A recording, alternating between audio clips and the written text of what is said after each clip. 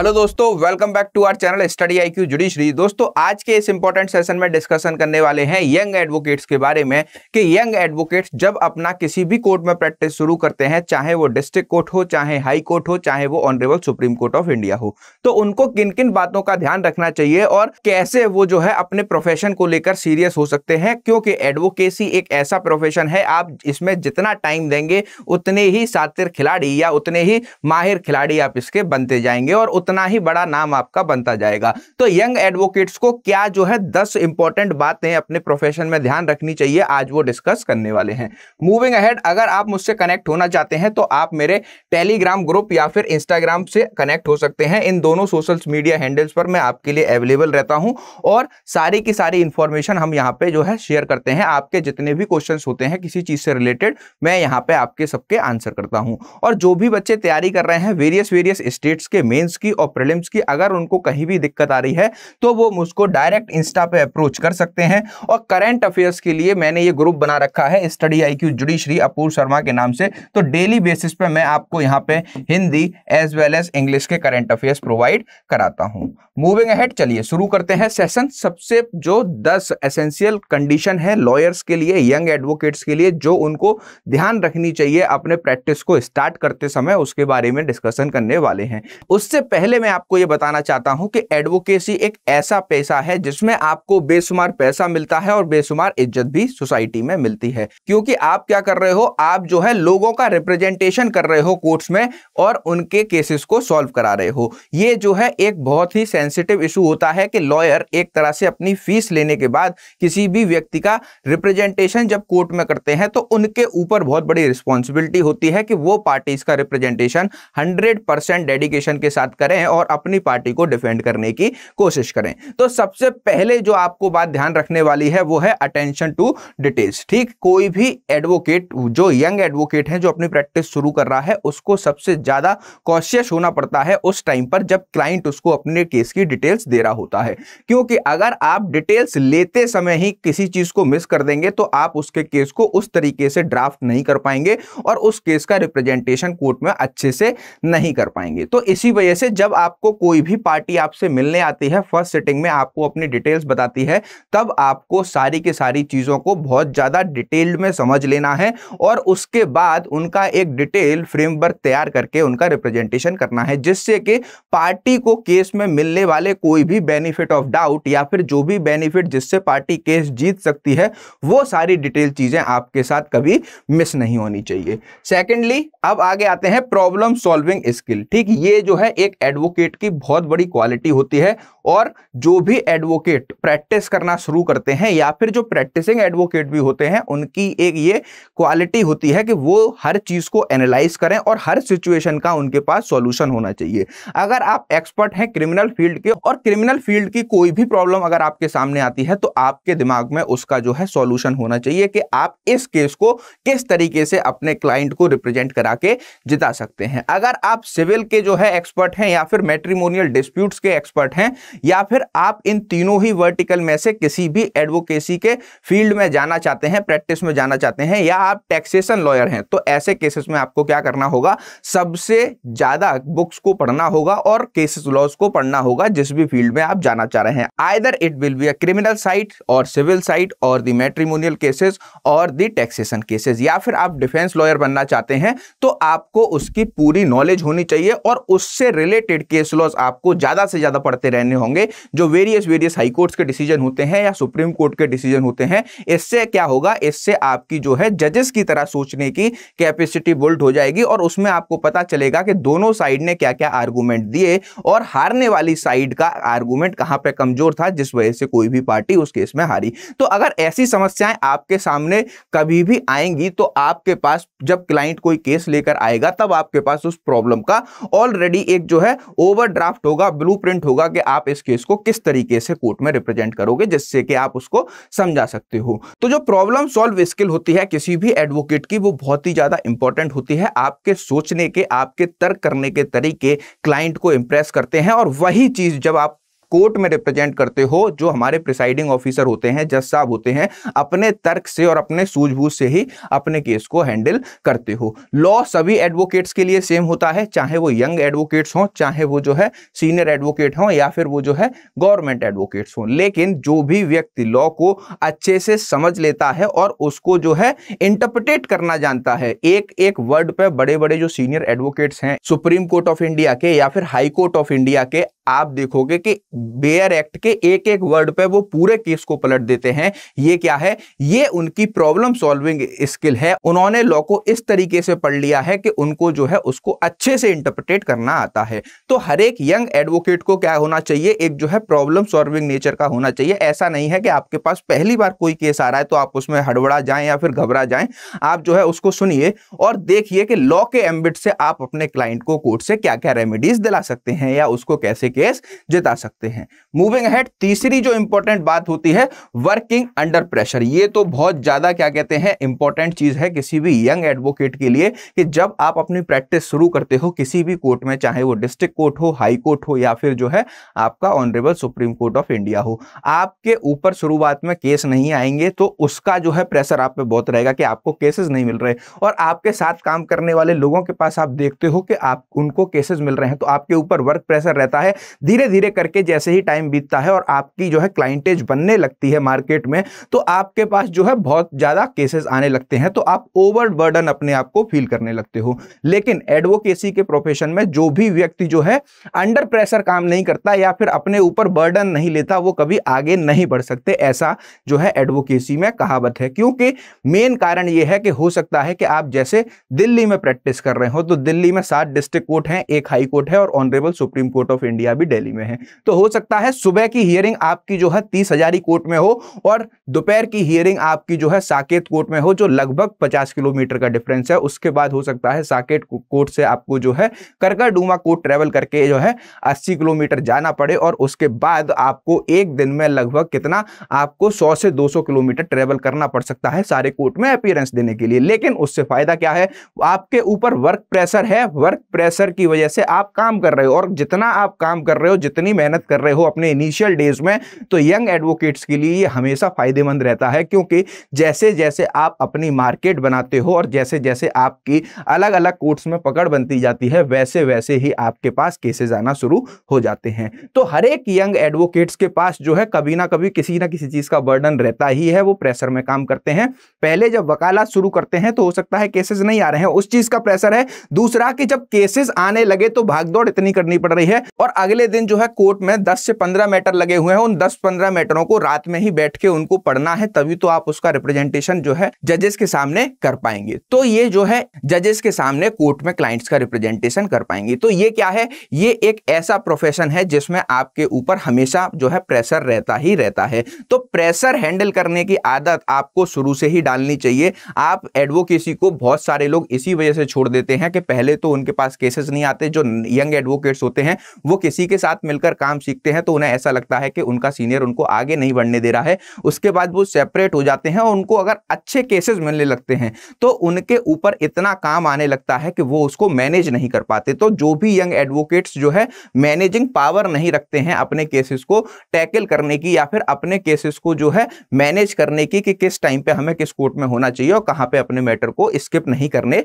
देना है, तो जो इस प्रेशर को नहीं झेल पाता है, इसी वजह से बहुत सारे लोग एडवोकेसी के प्रोफेशन को छोड़कर दूसरे प्रोफेशन कॉर्पोरेट वर्ल्ड को ज्वाइन कर लेते हैं। तो यंग एडवोकेट्स के लिए सबसे ज्यादा इंपॉर्टेंट चीज है क्या, कि अंडर प्रेशर उनको हमेशा ही काम करना पड़ेगा। जब आप सीनियर होते जाओगे, जब आप डिस्ट्रिक्ट कोर्ट से सपोज करिए हाई कोर्ट पहुंच गए और वहां पे अच्छी क्लाइंटेज मिलने लगी, उसके बाद आप honourable supreme court of India आ गए, वहां पे भी आपका नाम बन गया, उसके बाद आप सीनियर एडवोकेट डेजिग्नेट हो जाते हो, तब भी आपके ऊपर वो सारा प्रेशर रहता है कि आप जिस स्ट्रगल को लेकर वहां तक पहुंचे हो, उसके जो आपने रेपुटेशन कमाई है उसको मेंटेन करने का और क्लाइंट्स को 100% सेटिस्फैक्शन देने का। तो अंडर प्रेशर तो आपको हमेशा रहना पड़ता है एडवोकेसी के जो हमारा प्रोफेशन होता है उसमें। उसके बाद होती है चौथी बात के जो कम्युनिकेशन स्किल्स होती हैं। किसी भी एडवोकेट को अगर एडवोकेसी स्टार्ट करनी है तो सबसे पहले वो जो है क्या होने चाहिए, वक्ता अच्छे होने चाहिए। वक्ता मींस मतलब बोलने का तरीका अच्छा होना चाहिए। ऐसा नहीं है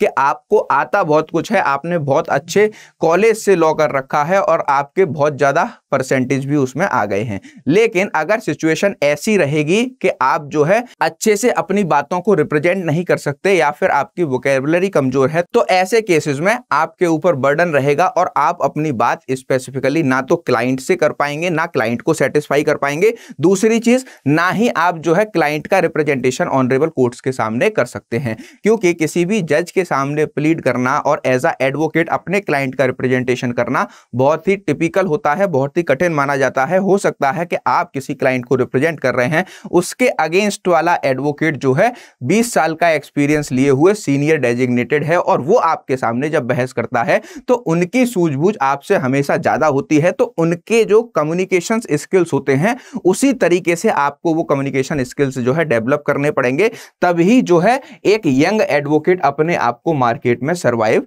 करा सकता है। ठीक, तो कम्युनिकेशन स्किल जो है बहुत ही इंपॉर्टेंट और बहुत ही जरूरी चीज है किसी भी अधिवक्ता के लिए और यंग एडवोकेट्स के लिए। तो जो भी बच्चे अभी लॉ कॉलेज में हैं उनसे मैं ये कहना चाहता हूं कि अपने अगर आप प्रैक्टिस करने का जो है क्या प्रैक्टिस करने का मन बना रहे हैं और भविष्य में सोच रहे हैं कि आपको प्रैक्टिस करनी है, अधिवक्ता बनना है, तो लॉ में जब आप एडमिशन लेते हैं तभी से जो है आपको क्या करना होगा, अपने कम्युनिकेशन स्किल्स पे ध्यान देना होगा। यही जो है आपको सबसे ज्यादा काम आने वाली चीज है लॉ के प्रोफेशन में।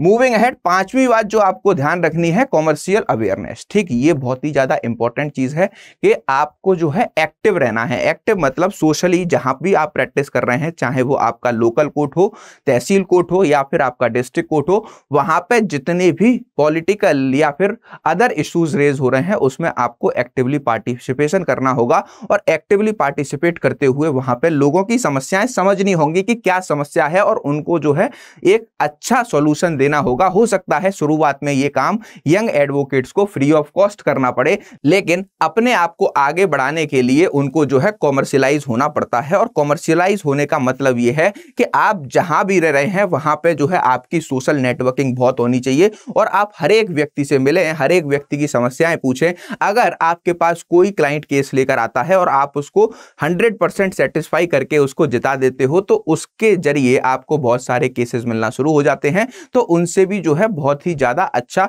बिहेवियर रखना है और सारे इश्यूज में जो भी आपके आसपास जहां पे आप प्रैक्टिस कर रहे हैं घटित होते हैं, तो ऐसे में आपको एक्टिव रोल प्ले करना होता है। मूविंग अहेड, अब बात करते हैं 6 पॉइंट की, बी प्रोएक्टिव। ठीक, ये भी बहुत ज्यादा इंपॉर्टेंट है। आपने देखा होगा कि जैसे अभी किसान धरना यहाँ पे दिल्ली में जो चल रहा था, जिसमें जो किसान बिल आए थे उनको वापस लेने की जो मांग की गई थी, उसके बाद गवर्नमेंट ने उनको वापस लिया, तो आपने देखा कि बहुत सारे यंग एडवोकेट्स ठीक वहां पर जाकर जिन लोगों के साथ जाति हो रही थी, इलीगल अरेस्ट किया जा रहा था, लाठीचार्ज हो रहा था, ये सारी चीजें जब हो रही थी, लोगों को अलग अलग जगह से उठाकर उनको अरेस्ट किया जा रहा था, तो ऐसे में आपने देखा कि जितने भी यंग एडवोकेट्स थे या फिर बड़े बड़े एडवोकेट्स जो दिल्ली हाई कोर्ट के, उन्होंने पूरी तरीके से अनाउंसमेंट कर दिया था कि अगर किसी भी व्यक्ति को यहाँ पे लीगल एडवाइस की जरूरत पड़ती है तो वो डायरेक्टली हमको अप्रोच कर सकते हैं और हम विदाउट चार्जिंग एनी फीस जो है उनका रिप्रेजेंटेशन कोर्ट्स में करेंगे। ठीक, तो इस तरीके की जो प्रोएक्टिव रोल आपको प्ले करने पड़ते हैं, अपने एडवोकेसी को आगे बढ़ाना है। और यंग एडवोकेट के लिए स्पेशली सपोज करिए कि आप किसी डिस्ट्रिक्ट कोर्ट में क्या कर रहे हैं, प्रैक्टिस कर रहे हैं और वहां पे आपको पता चलता है कि एक जो है स्ट्राइक हुई है किसी भी चीज को लेकर और कुछ लोग जो है धरना प्रदर्शन कर रहे हैं और वो धरना प्रदर्शन 4-5 दिन या फिर हफ्ते भर से कंटिन्यू है। तो ऐसे केसेस में आपको वहां जाना है, लोगों से उनकी समस्याएं पूछनी है और अगर प्रशासन उनके अगेंस्ट कोई भी एक्शन लेता है तो वहां पे जिन भी लोगों के ह्यूमन राइट्स का हनन हो रहा है, ऐसे केस में आप उनको बोल सकते हैं कि आप जो है मेरे थ्रू कोर्ट में अपने राइट्स को प्रोटेक्ट करिए और रिप्रेजेंटेशन कराइए, उसके लिए मैं जो है कोई भी फीस चार्ज नहीं करूंगा। या फिर अगर आप फीस भी चार्ज कर रहे हैं तो आप उनसे जो है लेस फीस पे काम कर सकते हैं, लोगों के ह्यूमन राइट्स के लिए काम कर सकते हैं। जहां पे आपको लगता है कि किसी भी समाज में, किसी भी वर्ग में, किसी भी व्यक्ति का शोषण हो रहा है, उसके राइट्स आप उसको बता सकते हैं और उसको प्रोटेक्शन भी दिला सकते हैं। तो एक यंग एडवोकेट्स का ये भी एक यूनिक फीचर है कि वो हमेशा जो है क्या रहे, प्रोएक्टिवली जो है सोसाइटी में अपना रोल अदा करे और लोगों के वेलफेयर के लिए हमेशा काम करता रहे। मूविंग अहेड, जो सातवीं बात है वो क्या है, लर्न फ्रॉम द बेस्ट। ठीक, ये एक बहुत ही इंपॉर्टेंट चीज है। जब भी कोई यंग एडवोकेट प्रैक्टिस शुरू करता है तो आपका कंपटीशन उन लॉयर से है जो आपसे 1-2 साल सीनियर हैं या 1-2 साल जूनियर हैं। लेकिन अगर आप अपना कंपटीशन डायरेक्ट जो है उस कोर्ट में सीनियर एडवोकेट से करने लगेंगे तो वो आपके कभी काम नहीं आने वाला है। ठीक, सीनियर एडवोकेट्स जहां पे रिप्रेजेंटेशन कर रहे हैं, अगर आप उस कोर्ट में हैं तो वहां पे आपको ये सीखना होता है कि वो किस तरीके से केस को प्लीड करते हैं। आप जो है डिस्ट्रिक्ट कोर्ट में प्रैक्टिस शुरू करके आप बोले नहीं साहब मैं कपिल सिब्बल साहब से अपनी तुलना करता हूं, this is very wrong and very negative thought of any young advocate because it won't work. Kapil Sibal साहब से अपनी कंपैरिजन आपका कभी नहीं हो सकता, क्योंकि वो एक अलग पर्सनैलिटी है हमारे जो है प्रैक्टिस फील्ड में और लॉ जगत में एक बड़ा नाम है। उनसे जितनी चीजें आप सीख सकते हैं, ठीक, वो आप सीख लीजिए। आप ये बोल सकते हैं कि मैं कपिल सिब्बल साहब को फॉलो करता हूं और उनके जितने भी जो बहस होती हैं कोर्ट्स में या फिर उनके जितने भी डिसीजंस आते हैं मैं उनको पढ़ता हूं और उनसे बहुत कुछ सीखता हूं और उसको अपने जीवन में उतार के उसी तरीके से पार्टी को जैसे वो रिलीफ दिलाते हैं मैं उनको रिलीफ दिलाने की कोशिश करता हूं। तो जितने भी बड़े बड़े नाम हैं हिंदुस्तान में, चाहे कोई भी हो, चाहे आपके डिस्ट्रिक्ट कोर्ट में कोई सीनियर एडवोकेट हो या फिर आपका जो हाई कोर्ट्स है उनमें उनको सीनियर एडवोकेट्स का ओहदा मिल रखा है या गवर्नमेंट प्लीडर्स हैं, तो हमेशा वो क्या होते हैं एक तरीके से अपने तजुर्बे के साथ साथ, जैसे मान लीजिए 10 साल 15 साल का एक्सपीरियंस है उन्हें प्रैक्टिस का, तो तजुर्बे के साथ साथ वो बेस्ट हो जाते हैं। तो उनसे आपको सीखने की जरूरत है, ना कि उनसे तुलना करने की जरूरत है। तो यंग एडवोकेट्स को यह बात हमेशा ध्यान में रखनी चाहिए कि जो भी बेस्ट चीज उनके सामने परफॉर्म की जा रही है किसी भी बड़े अधिवक्ता के द्वारा, तो उससे उनको जितनी भी इंपॉर्टेंट चीजें, जो कमियां उनको लगती हैं कि उनके अंदर हैं और वो उन कमियों को सीनियर एडवोकेट कैसे टैकल कर रहे हैं, उन सारी चीजों को आपको हमेशा क्या करना चाहिए, उनसे जो है सीख लेनी चाहिए, ना कि उनसे कंपैरिजन करना चाहिए। मूविंग अहेड, अब बात आती है नेटवर्किंग की। एडवोकेसी एक ऐसा फील्ड है जो बिना नेटवर्किंग के आपका चलता नहीं है। ठीक, तो आपको जो है सोशल नेटवर्किंग बनाए रखनी है जहां पे आप काम कर रहे हैं। हो सकता है कि आप एक डिस्ट्रिक्ट कोर्ट में प्रैक्टिस कर रहे हो सकता है किसी भी हाई कोर्ट में कर रहे हो या फिर हो सकता है कि सुप्रीम कोर्ट में कर रहे हो, लेकिन आपको क्या करना है, जितने भी लोग, आपका जितना बड़ा नेटवर्क होगा उतने ही ज्यादा क्या होंगे, आपके पास जो है केसेस आने के चांसेस हाई रहेंगे। तो यंग एडवोकेट्स को सबसे ज्यादा ध्यान देना चाहिए अपनी नेटवर्किंग पर, और वो कैसे इस नेटवर्किंग को बढ़ा सकते हैं इसका एक तरीका है। जब आप किसी भी अपने सीनियर के साथ प्रैक्टिस कर रहे होते हो तो आप देखते हो कि सीनियर का किस तरीके से कैसे लोगों के साथ संपर्क है और वो किस तरीके से लोगों को टैकल करते हैं और किस तरीके से वो लोगों में एक आपस में बॉन्ड क्रिएट करने की कोशिश करते हैं, जिससे कि भविष्य में अगर किसी भी क्लाइंट का उन्होंने केस जिताया है या उनका केस उनके पास आया है तो उनके रिलेटिव का अगर कोई भी केस जो है होगा तो वो आप ही के पास लेकर आए। इसके लिए आपको बहुत सारे काम करने होते हैं। आपको जो है अपने एरिया में ह्यूमन राइट्स के लिए काम करना होता है, एनिमल राइट्स के लिए काम करना होता है, लोगों के फंडामेंटल राइट्स के लिए काम करना होता है और सोशल भी होना पड़ता है। जो भी पब्लिक फंक्शंस होते हैं, पब्लिक प्रोग्राम होते हैं किसी भी डिस्ट्रिक्ट में, किसी भी कॉलेज में, किसी भी स्कूल में या फिर आपके जो है किसी भी बार एसोसिएशन में, वहां पे आपको जाना होता है और बड़े बड़े अधिवक्ताओं से मिलना होता है और वेरियस तरीके के लोगों से मिलना होता है। जो भी अधिवक्ता अपने आप को कन्फाइंड करके रखता है और ये समझता है कि मैं तो अपने चैम्बर से बाहर नहीं जाऊंगा, जिसको आना है केस मेरे पास लेकर आएगा, तो उनकी प्रैक्टिस अमूमन तौर पर देखा जाता है कि ज्यादा नहीं चलती है। तो आपको क्या करना है, अपनी सोशल नेटवर्किंग को भी प्रायोरिटी देनी है। यंग एडवोकेट्स जितनी सोशल नेटवर्किंग स्टार्टिंग में बढ़ा लेंगे उतना ही काम और उतनी ही प्रैक्टिस उनकी आगे चलने लगेगी। मूविंग अहेड, अब आते हैं 9वें पॉइंट पर कि सेल्फ कॉन्फिडेंस। ये वो बहुत ही जो है, ये चाहे जूनियर एडवोकेट हो, चाहे सीनियर एडवोकेट हो, चाहे आपका कोई भी व्यक्ति हो, ये हर एक इंसान के अंदर होना जरूरी है कि अगर आप किसी भी चीज को कर रहे हैं या किसी भी काम को कर रहे हैं या फिर आप अपने क्लाइंट को एडवाइस कर रहे हैं या फिर आप अपने क्लाइंट का रिप्रेजेंटेशन कहीं भी किसी भी कोर्ट में जाकर कर रहे हैं जज साहब के सामने, तो जो आपके मैटर का सेल्फ कॉन्फिडेंस होगा वो आपको जो है बहुत ऊपर ले जाएगा। इसका मतलब ये नहीं है कि आप जो है ओवर कॉन्फिडेंस हो जाए। सेल्फ कॉन्फिडेंस मतलब हमारे पास जो भी केस आया है उसके बारे में आपको इस तरीके से तैयार करना है कि आप जो है सारे एंगल्स से, समझ रहे हैं ना, उस केस को फुल्ली प्रिपेयर कर सकें और जितने भी हाई कोर्ट्स और सुप्रीम कोर्ट के जजमेंट होते हैं उनको उसमें लिख सकें, जिसका आप रेफरेंस जो है जज साहब को देते हैं कि similar case honourable supreme court ने जो है हेल्ड किया था, इस तरीके से इसमें ये गाइडलाइंस दी गई थी। ठीक, तो आपको क्या करना है, जो भी मैटर आपके पास आ रहा है उसको पूरी तरीके से प्रिपेयर करके रखना है। चाहे जज साहब आपसे उसके रिस्पेक्ट में कोई सवाल पूछे या अपोजिट पार्टी कोई सवाल पूछे, आप उसके लिए रेडी रहें। तो सेल्फ कॉन्फिडेंस आपको जब भी आता है जब आप केस को पूरी तरह से स्टडी करके जाते हो, और जब भी आप किसी दूसरे इंसान से मिल रहे हो तो आपकी पर्सनैलिटी जो होनी चाहिए वकालत के लिए कि थोड़ी जो है स्मार्ट और हैंडसम पर्सनैलिटी होनी चाहिए। आप एक इम्पैक्ट छोड़ सकें। जब आप हाथ मिलाते हो तो वो हाथ मिलाने का तरीका आपका बताएगा लोगों को कि आप किस तरीके का व्यवहार रखते हैं और आपका कितना कॉन्फिडेंस है। ठीक, तो सेल्फ कॉन्फिडेंस जो है यंग एडवोकेट्स को इस पर काम करना चाहिए, और अपने कॉन्फिडेंस को बनाए रखने के लिए जब आप कोर्ट में जाते हो तो आप पूरी तरीके से अपनी फाइल को प्रिपेयर करके जाओ। B it high court, B it supreme court जज, कोई भी आपसे कोई क्वेश्चन करेगा, अगर आपने वो फाइल के सारे क्वेश्चन और केस को अच्छे से स्टडी किया है तो आप उसका फटाक से जवाब दे पाओगे। तो सेल्फ कॉन्फिडेंस भी बहुत ज्यादा जरूरी होता है यंग एडवोकेट्स के लिए। अब बात आती है टीम वर्क की।